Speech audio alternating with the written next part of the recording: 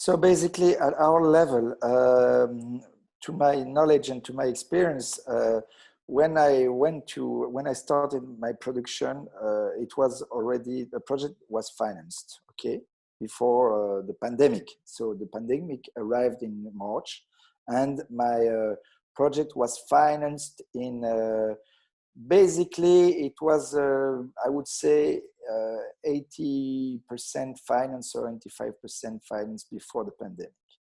But it is true that we've been supported additionally by the public funding at various levels.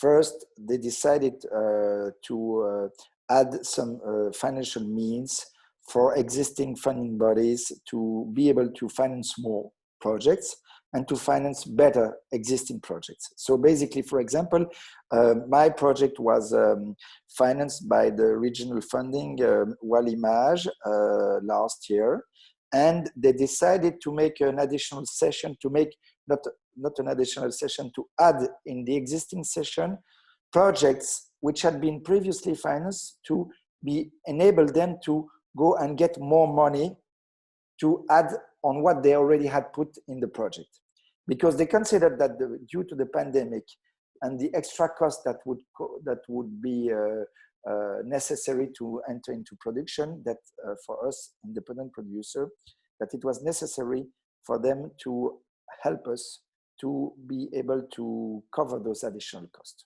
Okay, so basically it was an extra funding that they added essentially to cover the additional cost linked to the cost of the pandemic. So to buy equipment, to add some timing, to add some days of shooting, because you know that we had to respect a certain way of working in terms of production organization. So basically they accepted to finance more existing projects, to add some additional money. This is something that has been done through Walimage, through Screen Brussels for existing projects. And concerning the public bodies which are supporting, they put in place some systems to help us to cover some costs or some spendings that we had, because we couldn't work in March, April, and May. So we could file some subsidy requests to help us to overcome the crisis.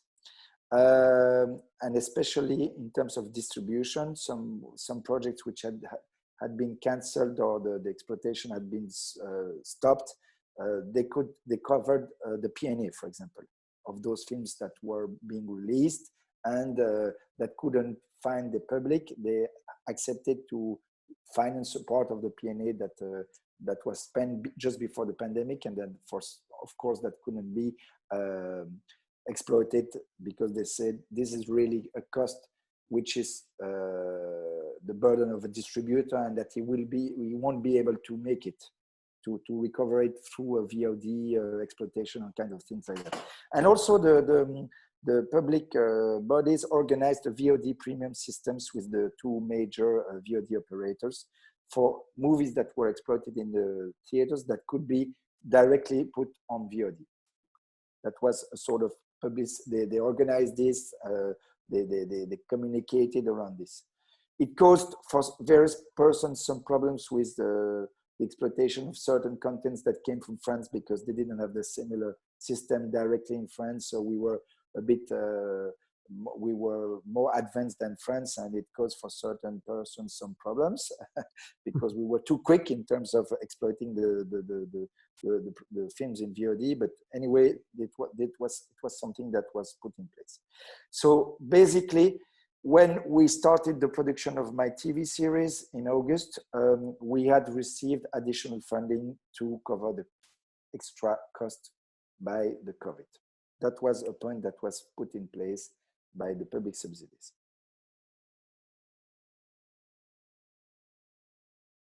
But to be frank with you,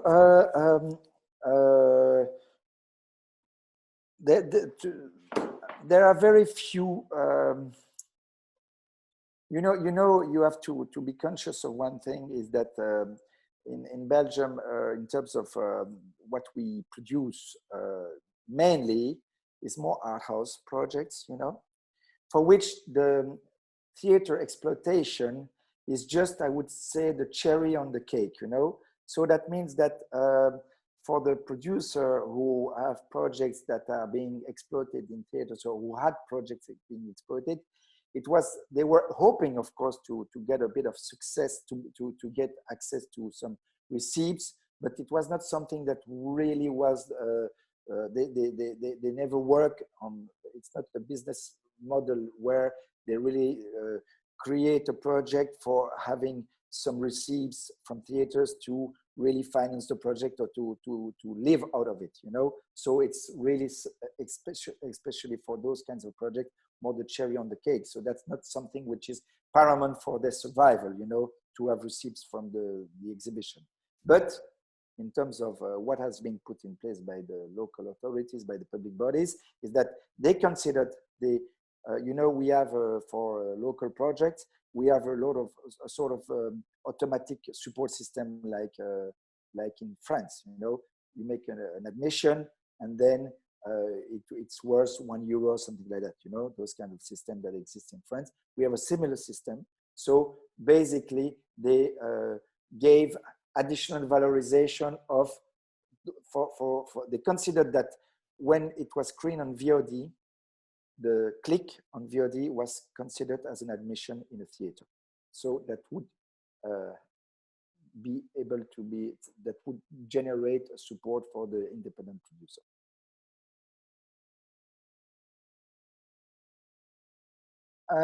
I just, before answering your question, I would like to just add one thing, is that I told you that there were some measures that had been taken through the public bodies, especially like, for example, Wallimage, Screen Brussels, to support the producers that were going to enter into production, okay? But there was also another support that was put in place by the Fédération de Wallonie-Bruxelles, which was really a dedicated support system that was put in place in May for producers that had been impacted by the crisis, that they could really identify in their own structure what were the costs that were supported, or what was the additional cost that they had, or what was the lack of revenues that they had, that could be taken into account by the local, by the Fédération Wallonie-Bruxelles, that could be supported or financed directly by the public state. So basically what happened is that a lot of my colleagues and me too, we received a real direct subsidy to enable us to avoid bankruptcy or things like that. Really, it was a system that was put in place in May, and thanks to Jeanne Brinfo, which is the head of the public body managing the audiovisual industry, she put this in place. And it was really quickly done, very efficiently made, in a way that everyone, at the end of the day, was beneficiary to at least receive some subsidies.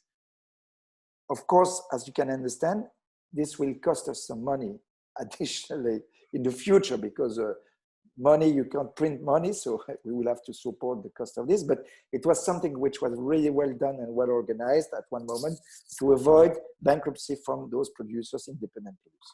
To come back to your question about our local system, you know, basically in Belgium, we have three sources of financing when we produce and co-produce. We've got regional funding, Wallimage, Screen Brussels. We've got public funding, which is organized through le Centre du Cinéma, Communauté Française, which is, you know, the subsidy, the aids that we support for production, you know, or co-production, which varies from 100,000 euros for co-production to 425,000 for main production. And we have the additional system, which is very flexible in Belgium, which is called the tax shelter, you know, that you've heard about, which allows us to refinance the spending that you make in Belgium or through Belgium.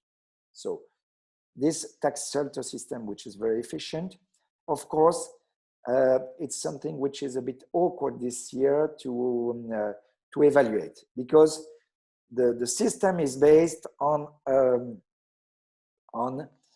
the profits of companies, private companies, private entities. So basically how it's working is that a private company, which at the end of the day, the fiscal year has a profit, can deduct a part of its profits by investing in a movie or in a TV series, okay? This is how it works, and they've got a discount from the state by investing in this, and it's very profitable for them, because it will give it will generate a return on investment of about 10%. Okay, so the system is working. It's a bit complicated to implement for the companies, so it's not working as it should be in terms of capacities of leverage of raising money in Belgium. I believe that we are still in a way that there's not enough money in the market, considering the projects which are presented. So it's always, there was always a bit less money than there are projects which are looking for money. That's the problem. But in a way it's working. And what was taken as also a measure in terms of support for our industry is that there are ceilings for investments. So that means that the company which can make some tax shelter can only invest 240,000 basically by year. That's the maximum they could do. But what a measure that was taken, one of the measures that was taken, that is that they raised the ceiling, they doubled the ceiling. So basically companies which were capable of putting 240,000 in a project, today they can put 475,000. So that means that that was a really good move by the government, because it enabled big companies to use the tax shelter system and to put more money. So at the end of the year, what happens, that this is my analysis, is that there's still money in the tax shelter. So basically there's enough money to cover all the projects that have been produced this year. That's my understanding. Of course, I cannot tell you this because I'm not working in the tax authorities, but that's my feeling. After, there is always a problem. This is my vision, being a small producer and a small fundraiser for tax shelter.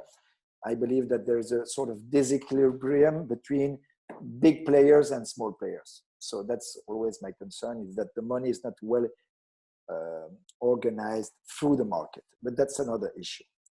That's another issue. But I believe that there's enough money for all the projects this year.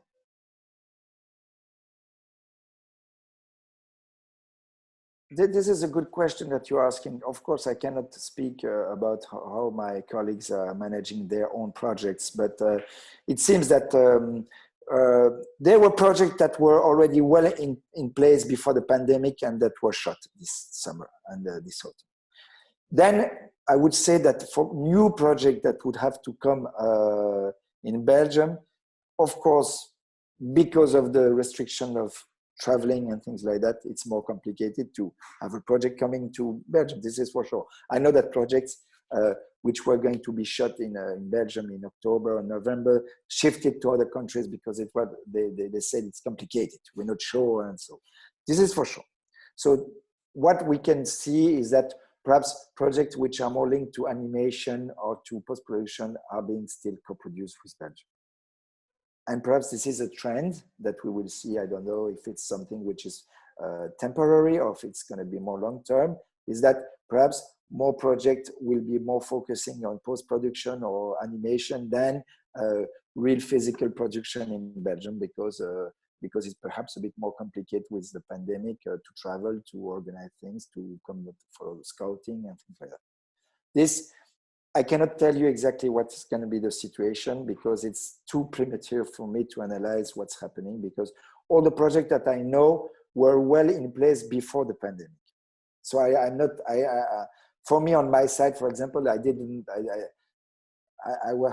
haven't been contacted to co-produce a big project to come to Belgium for months. But I know that projects are coming, are still coming. But on my side, I cannot tell you a very precise answer, because also this is my way of working. Is I want to remain a producer which is doing not 10,000 projects per year, but one or two big co-production or made or co-production. So I don't want to do too much. And since I have been very busy on my own production, my TV series, I didn't manage to organize and do other projects, big project at the same time, because we're still a small company.